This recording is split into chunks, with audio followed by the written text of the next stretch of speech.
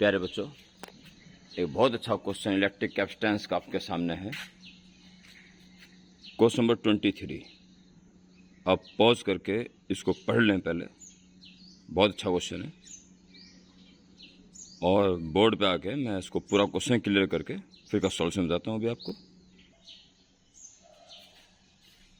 Yes मेरे प्यारे बच्चों,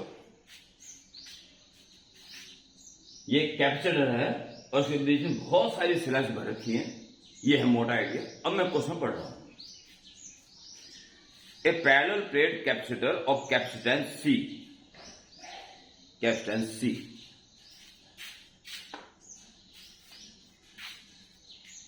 has spacing D of two plates and having area A। दो प्लेट बीच स्पेस D डिस्टेंस का कॉन्टैक्ट एरिया A है। The region between the plates is filled with N dielectric layers। N ये पहली है, ये दूसरी है, ये तीसरी है, ये जनरल nth है और ये लास्ट N लेयर्स हैं। Yes, parallel to its plate से पैरेलल भरी हुई सारी, जैसे दिखाई दे रहा है आपको। Each with thickness delta equal D upon N, यानी कि इस D के N हिस्से कर दिए गए पूरा और D बाई N एक लेयर की थिकनेस है। हर लेयर सेम थिकनेस की, D बाई N लिख दिया गया thickness of each layer. The dielectric constant of mth layer, mth layer का जो डाइलेक्ट्रिक कांस्टेंट है वो है m लेयर का direct constant K into 1 plus m upon n। इसका मतलब है जो पहली लेयर है उसके लिए m इक्वल 1 हो जाएगा, दूसरी के लिए 2 हो जाएगा, जैसे छठी के लिए K into 1 plus 6 upon n, इस टाइप से। और लास्ट वाली nth के लिए n आ जाएगा, कैपिटल N, ये 1 हो जाएगा तो 2 के लास्ट वाली का हो जाएगा। ठीक है, ऐसा ये क्वेश्चन है। For a very large n greater than 1000, सोचिएगा क्या इंडिकेशन उसका है। n वेरी लार्ज है, 1000 से भी ज्यादा, ये बहुत ही बारीक लेयर्स है, यानी कि इंटीग्रेशन की तरफ आप जा सकते हैं। आइए देखिए भाई, कह रहा है वो n बहुत ज्यादा हो गया और इसकी जो कैपेसिटेंस है वो है alpha K epsilon not A upon D natural log 2। The value of alpha value, ये अल्फा कितना होगा ये फाइंड करना। कुल मिला के हमें इस व्यवस्था की इलेक्ट्रिक कैपेसिटेंस फाइंड करनी है, इससे मैच करनी है। देखते हैं ए की वैल्यू क्या है, अल्फा की वैल्यू क्या है। ये है कुल मिला के क्वेश्चन। आइए देखते हैं क्वेश्चन को कैसे किया जाएगा। देखो प्यारे बच्चों, जब ऐसे ऐसे लेयर्स भर दी गई तो एक बारीक बारीक जो कैपेसिटेंस बने, ये एक दूसरे के बाद बने। या चार्ज जो इस लेयर में से गुजरेगा वही इसमें से गुजरने के बाद इसमें गुजरेगा, फिर इसमें गुजरेगा। एक ही चार्ज हर कैपेसिटर में से गुजरेगा, यानी कि ये सारे कैपेसिटर्स सीरीज में है। एक ही चार्ज में से गुजरता है एक के बाद एक, तो दे आर इन सीरीज, तो सीरीज में है। अगर आप किसी एक की कैपेसिटेंस निकालना है तो उसके रेसिप्रोकल्स करके प्लस करने पड़ेंगे, तब जाके इफेक्टिव का रेसिप्रोकल आएगा। समझे इस बात को। अब आप क्या करेंगे, अब हम बात करते हैं। देखिए इसको करने का तरीका भी बड़ा इंटरेस्टिंग होगा। आप इस कैपेसिटर में लेफ्ट प्लेट से x डिस्टेंस पर जो स्लैब है उसकी थिकनेस dx मानिए और इनको इन्हीं गिवन पैरामीटर्स में कन्वर्ट कर देंगे। ठीक है, और इसकी स्लैब की डायलेक्ट्रिक कांस्टेंट अगर ये mv है, m, तो इसका डायलेक्ट्रिक कांस्टेंट है k into 1 plus m upon m। अब इसकी कैपेसिटेंस निकालिए, ठीक है। उससे पहले गिवन पैरामीटर में कन्वर्ट करना है उसको। देखिए तो थिकनेस है वो d अपॉन n, यानी dx की वैल्यू d अपॉन n। पहली बात dx की वैल्यू एक बार स्क्रीन चेक लो, ठीक ठीक। dx की वैल्यू जो है d बाई n, ओके। और x की वैल्यू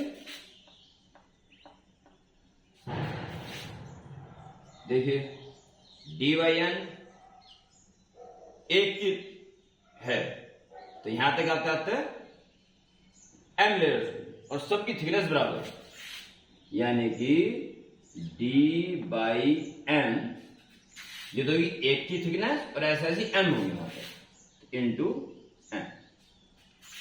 यहां तक की डिस्टेंस x वैल्यू ये आ गई इन पैरामीटर्स में इसको चेंज करने के बाद, ठीक है। अब आप क्या करेंगे, इसकी एलिमेंट्री पार्ट की कैपेसिटेंस निकालिए डीसी, क्या हो जाएगी, जो इसका कैपेसिटेंस है के epsilon not a upon D, के है इसका के into 1 plus m upon n, के epsilon not a upon thickness है इसकी dx, ठीक है। के epsilon not a upon D, D है डी। ये इसमें के एप्सिलॉन नॉट ए तो कांस्टेंट है, अभी अब dx को कैसे रख लीजिए, dx। अब बचा 1 प्लस m अपॉन n। ये देखिए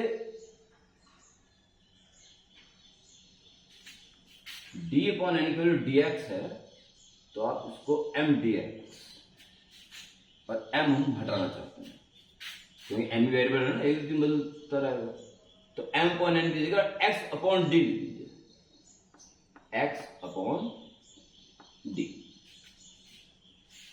इसको 1 कह देना, इसको 2 कह देना, ये आ गया फ्रॉम 2,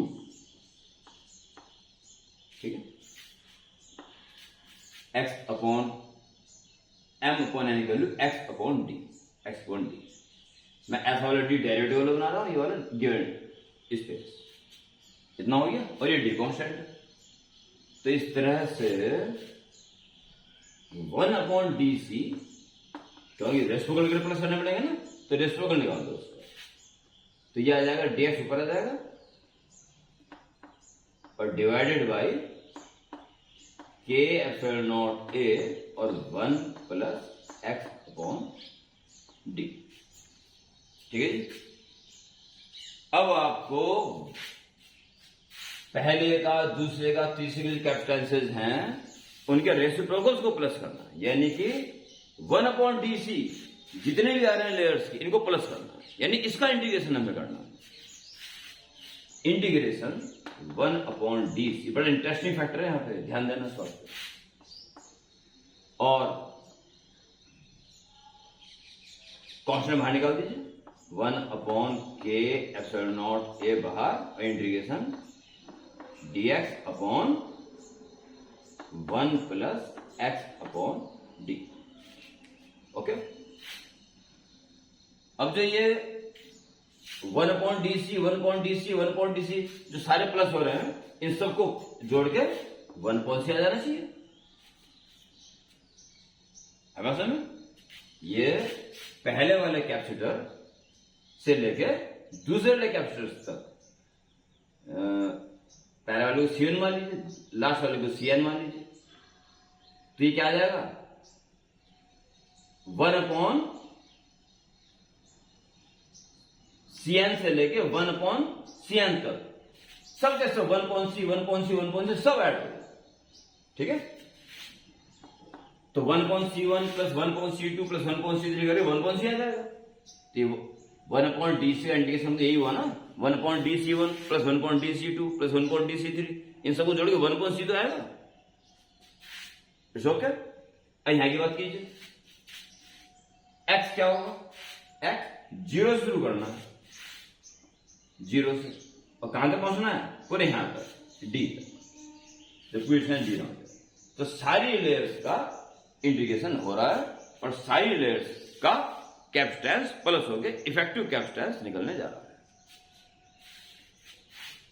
1/k∈0a और 1 में x की सिंगल पावर है, तो 1/this का log this, natural log this, 1 plus x/d और इंटू डिवाइड बाई इसके डेरिवेटिव से डिवाइड करते हैं 1/d से, 1/d,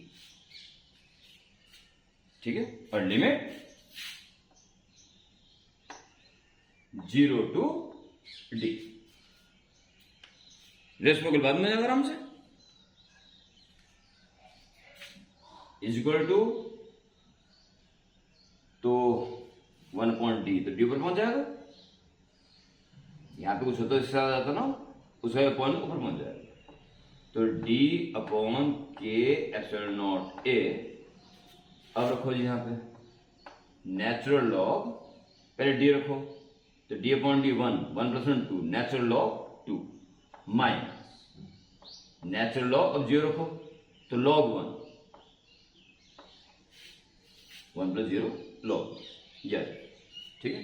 तो log 1 0 होता है, log 1 आपका 0 होता है, तो आप यहां आ जाइए, तो log 2 बचा, तो c इज इक्वल टू,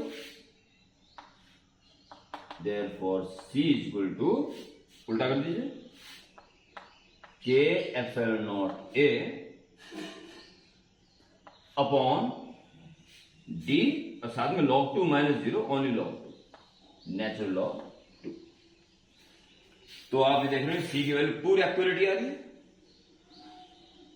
यानी alpha is 1, hence alpha is equal to 1, ये आंसर इसका होगा। ओके।